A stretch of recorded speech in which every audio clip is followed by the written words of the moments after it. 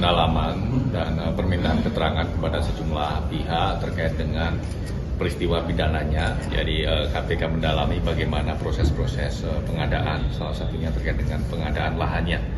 Bagaimana pihak-pihak ini kemudian melakukan pengadaan lahan yang digunakan untuk jalur kereta cepat tersebut. Jadi sudah ada berapa orang Bang yang sudah dipanggil kira-kira? Sudah lumayan ya, yang dimintai keterangan sudah cukup banyak dan ini masih terus dilakukan. Tentu juga selain melakukan permintaan keterangan kepada pihak-pihak yang diduga mengetahui dalam proses pengadaan lahan, tim juga melakukan pendalaman analisis terkait dengan informasi-informasi lainnya sehingga nanti bisa saling mendukung dan melengkapi dalam proses atau tahapan di penyelidikan ini. Sudah. Termasuk itu, kami masih terus mendalami informasi-informasi yang kami peroleh baik di lapangan maupun dari permintaan keterangan kepada para pihak. Ya, jadi nanti kita akan terus menelusuri adanya tanah-tanah yang diduga punya negara kemudian dijual kembali gitu ya dalam proses pengadaan. Artinya negara membeli kembali yang sebetulnya tanah itu adalah milik negara. Nah, modus-modus seperti ini masih terus didalami terkait dengan pengkondisian dalam proses pengadaan lahannya begitu. Apakah juga ada dugaan markup terkait dengan pengadaan lahan ini masih terus didalami. Ada dari pihak pengembang, ada perusahaan atau hal-hal tertentu yang investasi tertentu kalau boleh. Nah, karena ini memang di tahap penyelidikan, kami belum bisa menyampaikan pihak-pihak mana saja yang didalami, diminta keterangan. Tapi tentu pihak-pihak yang diduga mengetahui ya ataupun berkaitan dengan proses-proses pengadaan lahan untuk jalur kereta cepat tersebut.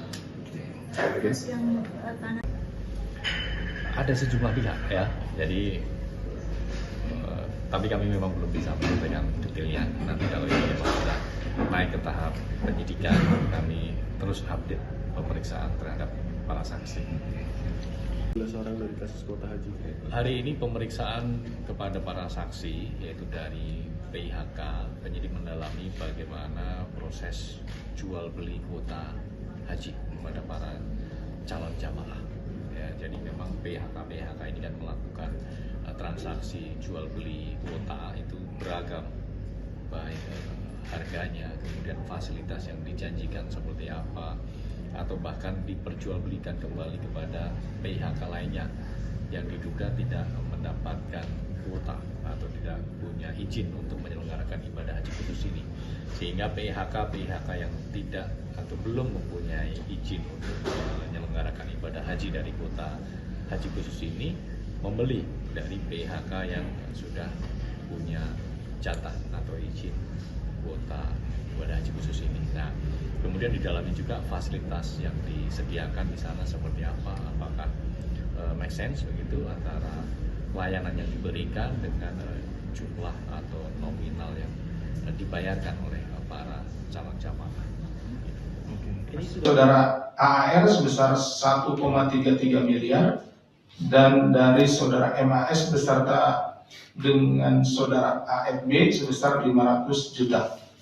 Atas perbuatannya, kelima tersangka sebagai pemberi diduga telah melanggar pasal 5 ayat 1 huruf A atau huruf pasal 5 ayat 1 huruf B atau pasal 13 Undang-Undang Nomor 31 Tahun 99 sebagaimana telah diubah dengan Undang-Undang Nomor 20 Tahun 2001 tentang perubahan atas Undang-Undang Nomor 31 Tahun 99 tentang pemberantasan tindak pidana korupsi. Pada kesempatan ini pula kami dari Komisi Pemberantasan Korupsi menyampaikan ucapan terima kasih kepada seluruh masyarakat, baik update sama Mas Jubir.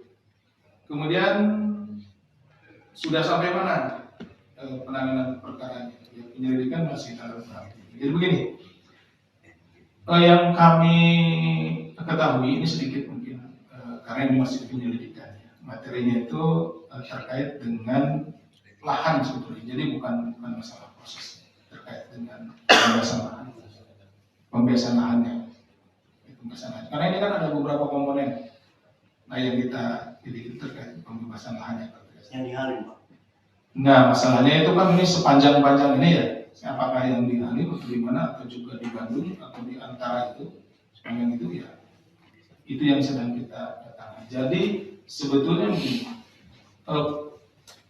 prosesnya, proyeknya dan yang saat ini sedang berjalan, ya itu silakan berjalan. Artinya silakan moda transportasinya silakan berjalan.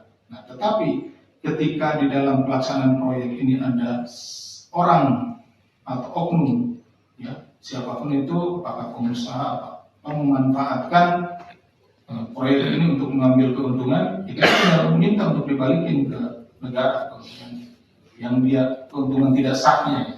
Artinya misalkan pengadaan lahannya, nah orang itu misalkan di pengadaan lahan yang harusnya di harga wajarnya 10, lalu dia jadi 100, itu kan jadi nggak wajar. Nah, kembalikan, negara kan rugi. Yang harusnya negara hanya membeli tanah itu dengan harga 10, kemudian dengan harga 100, balikin.